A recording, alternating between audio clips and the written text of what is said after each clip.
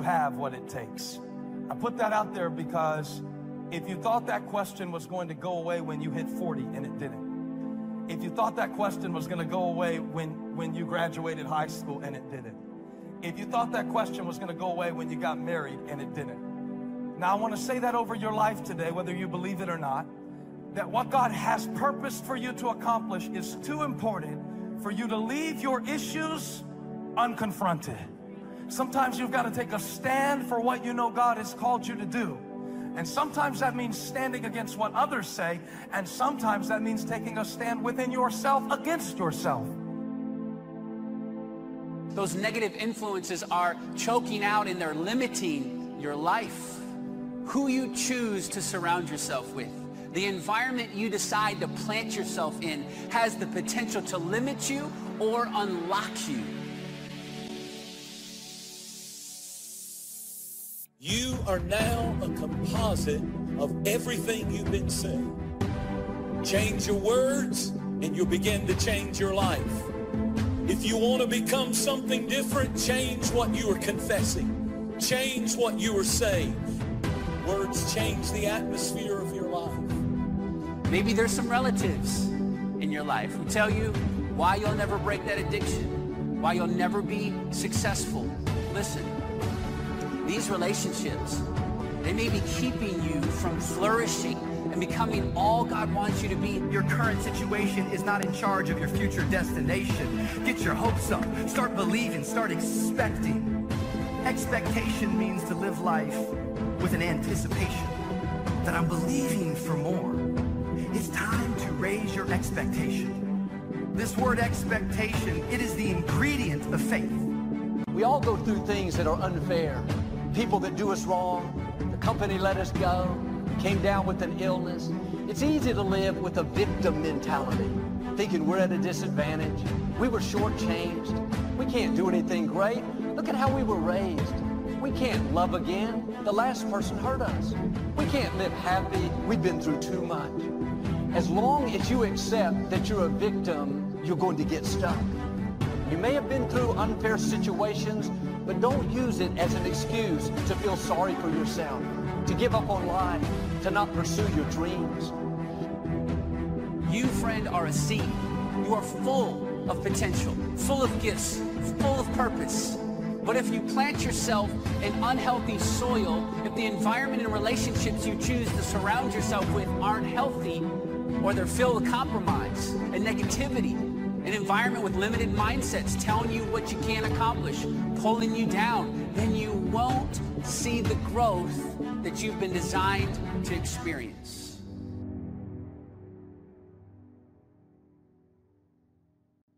What's most important is just keep focused and allowing yourself to be fueled by your faith. Yes, your faith is a down payment on your future. Focus on your faith, not your problems. Focus on your faith, not your bills. Focus on keeping yourself strong, living yourself and living from the inside out. Because the problems and challenges, they will always be there. Dimples was right when he had that song. If it ain't one thing, it's another. That's absolutely true. Most people really want their lives to count. We want our lives to matter. We want to feel useful. We want to make a difference. We don't want to waste our lives. Instead, we want our lives to be productive. And you know, the people who are productive are the happiest when they're actually being productive. You're more happy when you are being more productive. Productivity is always about making the most of what you've been given. And this is true not just of people, but also businesses and organizations, even nations. If you don't try to create the future you want, you must endure the future you get. I'm not creating my own future. I'm just enduring the future that comes to me. But the moment that I become intentional, the moment that I say, I have a choice, I can make a difference, I don't have to become a victim, the moment that happens within my life, I begin to create a better future for me. So the question is, do I wait for good things to happen, or do I work for good things to happen, which means I'm intentionally taking action to do my very best to make the best out of something that isn't so hot? I hope that you no longer wait for good things to happen for you and to you. I hope you begin to intentionally work to make them happen. See, a lot of people are caught up in the distractions. A lot of people spend all kind of TV time and internet time watching old fights and sporting events. But this is no time to be a fan. This is no time to be a spectator. Listen to me. Listen to me. You have something special. You have greatness in you. But most people don't take the time to focus, to put in the effort and the time to develop that greatness, to discover that greatness.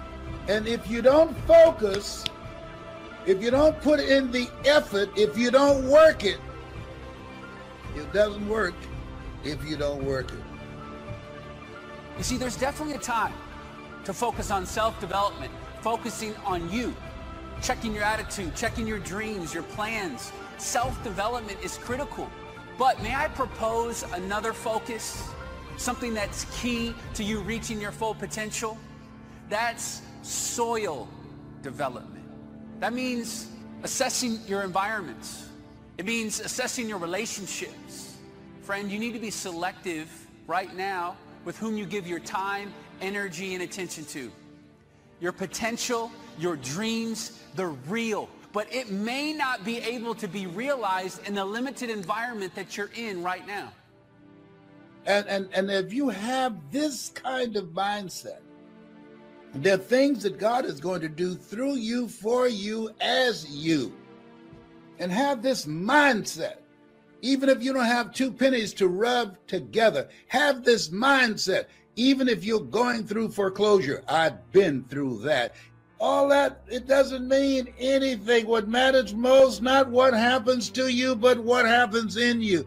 Do what you have to do to reach your goal, to reach your dream, to change your life. Do what you have to do.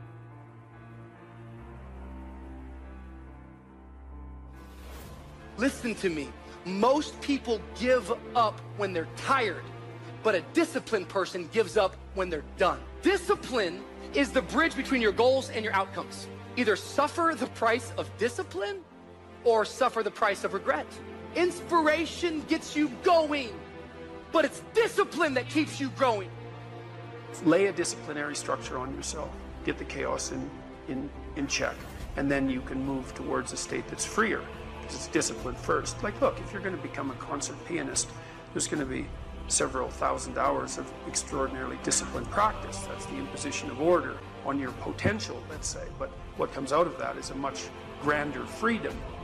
What is preventing most people from moving in the direction that they want to move is a lack of discipline. And no one wants to hear that answer. It's the harshest answer. Yeah. It's not cool. It's not good clickbait. Because the reason it's not good clickbait is because, well, you can put this as clickbait, the one reason most people don't succeed, right? But then as soon as you click on that clickbait and then it says discipline, they don't even read it because they don't want to hear it. Because what they actually, when they see that word discipline, it's actually a slap in the face because they know it's true, right? If you want to make progress in your life, you got to have discipline. Mm-hmm. That's how you get there. Discipline is the root of all good qualities. Change is inevitable. So here's what's going to happen. No matter what's going on in your life, it's not permanent.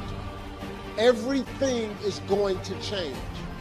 So there's two things you can do with change. You can react to it or you can participate in it. So if you keep waiting around, you're going to have to react to the change. And now you're behind. But if you participate in the change, if you know the job you have is not going to last forever. I'm just telling you, COVID proved that already. So what you got to start doing is you got to start anticipating that it's going to change and just start living your life with the preparation for change. No matter what you're doing, you could be doing more. Remember that. It's 24 hours in a day. You got to use as many of those hours to prepare stability for yourself as you can. If you have any dreams of being rich, you cannot sleep 8 hours a day. It's only 24 hours in a day. If you sleep 8 hours, that's a third of your life. How can you cannot be asleep a third of your life and become successful. You can't. You know, we kind of have this idea that you have a certain delightful, wonderful, positive freedom as a child, and then that's given up as you approach adulthood. But the truth of the matter is that you have a lot of potential as a child, but none of that is capable of manifesting itself as freedom before you become disciplined. And discipline is a matter of the imposition of order, and the order is necessary, especially for people who are hopeless and nihilistic. And lots of people are hopeless and nihilistic. Way more people than you think. And part of that is because no one's ever really encouraged them. Where there is no vision, the people perish. So the key to your life is finding a vision that imposes discipline on you. Now, one thing I want to straighten out, big time. Discipline is not punishment. It's not. Discipline is training. That's all it is. If you change your mindset, and really focus it on what discipline really is, you start to welcome discipline. You welcome self-discipline into your life. Here's the clue. Make rest a necessity, not an objective. The objective of life is not to rest. The objective of life is to act. Think of more disciplines. Think of more ways and means in which to use your own wisdom and your own philosophy, and use your own attitude, your own faith, your own courage, your own commitment, your own desires, your own excitement. Invest it in discipline so that it's not wasted. The smallest of discipline. Thereby transform your life. Join the 5%, join the 10%, join the 3%. If you don't do that, if you get up and you just have no discipline whatsoever, you get no value of anything. Your diets don't work when you don't do them. Exercise doesn't work when you don't do them. But most of the people have some experiences that they want to shift. And once you shift those things, your whole life changes. But life is constant growth. My life isn't here because I went to one seminar one time and now my life is fit for life. I work out, I train my mind, I train my body, and it becomes a lifestyle. I do think that and it's not just in sport, but with other things, I do believe that the more you repeat certain things, whether it is writing, working on your, whether it's cursive letters or whatever it is, like, when you work on something and you keep doing it over and over, it's inevitable that it will get better. And by that, you're creating this feeling of repetition, which leads to discipline. Like, you can do it over and over again. People still don't seem to understand that when it comes to chasing your dreams and chasing those goals, they look at them as if those dreams and goals are their friends. Like, somehow, miraculously, if they sit there and wait, if they sit on their asses and watch as life goes by, they don't really put forth an effort into anything. Eventually, that dream is going to step off of whatever transportation it's taking and then come directly to you and say, here I am, presenting myself before you. When they don't seem to understand, that's not what life is about. You have to look at it like this if you truly want to succeed in life. Your dreams and goals are your enemies. They want nothing to do with you. They refuse to be conquered unless you are willing to get out there and put in the work and invest in with your dedication, your time, your pain, your effort, your blood, your sweat, and your tears. That is how you achieve something. It's not going to stop off and just say, hey, here the fuck I am. Success is here at your plate. That's not the way it works. So if you continue to sit there and not make any effort whatsoever into applying yourself, and you sit there and moan about why isn't anything going good for me, you're not doing anything. You're not investing any time in pursuing that dream or goal. So why should it come to you? You don't deserve it. And just like the critics out there that I can't stand, they will sit there and point their fingers at every single person that's pursuing their dream and their goal. And sit there and just badmouth them and say constant just negative shit about them. Like, well, look at that person. He failed this, that, the other. Well, maybe he should have tried it, yada, yada, yada. At least that motherfucker stepped foot in the arena and tried. It takes guts to take that first step and say, here we go. I'm accepting the possibility that I might fail. That's the type of drive you gotta have, that kind of passion to succeed in life. What's it gonna take to get you up off your ass and doing something to change your life? It's your life and you've only got one to live. Stop with this shit about sitting back and just just wait for your dreams to come to you. I'm not going either. I'm going out there full speed ahead, and nothing's gonna stop me. Nothing will stop me. If discipline comes from somewhere else, it's very, very hard to remain consistent because you tend to resist. It's wild because I see trainers and they're in the gym with people and the guy or girl that they're working out hates their workout, hates it because the discipline is coming from somewhere else. It's something that you dread every time you go in. You don't really want to do it. It's like, but oh no, my trainer's here. He's about to, beat me up and make me feel crazy. Well, the truth is, every trainer should work his way out of your life. So you can go ahead, do your own workout, do your own thing, practice self-discipline. Resilience is very different than being numb. Resilience means you experience, you feel, you fail, you hurt, but you keep going. When we are hit by a crisis, people that just kind of go numb, which basically means that I feel nothing, I'm not learning, I'm kind of like not even living, and that makes us a victim. When we go through the crisis, we don't go for numbness, we go for resilience, and resilience is alive, it is learning, and what happens is resilience makes us victorious.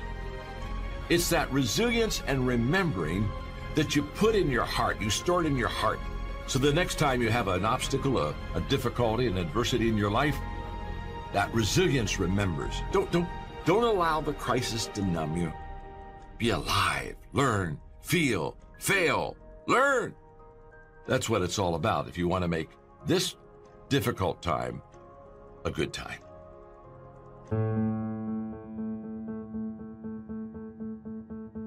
Getting successful, it's not a magic trick. You have a say-so in that. You can decide to be rich, but you first have to think it. The difference between successful people and non-successful people is here. You have to change this. If you keep doing what you've been doing, you're gonna keep getting what you've been getting. So if you're at a place in your life and you ain't happy with it, you have to change some things. But you have to make a conscientious decision that you're going to change. And it's not dependent on anybody else. It don't matter what your mama think, it don't matter what your coworkers think, it don't matter what your siblings think, it don't matter what your children think, it don't matter. They have nothing to do with it. This decision is yours and yours alone. Never let anybody tell you that you can't. A lot of time as a leader, a lot of time as a business builder, a lot of time as a craftsperson, you will have an idea for a business or a product where the rest of the world says that's impossible. And we have to be coming from a place from within where our I can is larger than our I can. You absolutely must do the interior work required where you have these fiery levels of confidence where when the world is saying, you know what, I dismiss your vision, or that is impossible, you have to be that lone voice who goes, no, you know what, it is possible. And just watch me do it. I am not going to allow anything to shake me. I'm not going to allow anything to stop me. I'm not going to allow anything to stop my happiness and my growth. You got to live beyond reality. Even before you do it, see yourself doing it. Even before you accomplish it, see yourself accomplishing it. Your perception is everything, not your circumstance, not your situation. It's how you see it. And if you can learn to see it correctly, if you can learn to just get past the pain, get past the little hurt, if you can learn to see it properly, I guarantee you can be what you want to be. You can have what you want to have. You can do what you want to do. Motivation doesn't get anything done. Motivation gets you going. Discipline, commitment, strong habits is what gets things done. Motivation is just a feeling. Grounded action is what gets things done. So here's my invitation to you. The next time you feel motivated, don't do anything grand and exciting or set any lofty expectations for yourself to like stay that way or whatever the case may be. Get a pad and paper and write down 1 or 2 things that you're going to commit to doing every single day, no matter what. You're gonna use that motivation to build a machine for yourself. No matter how pessimistic, no matter how negative it looks today, you're going to come back. It's a time of the comeback. It's time to get up off the mat.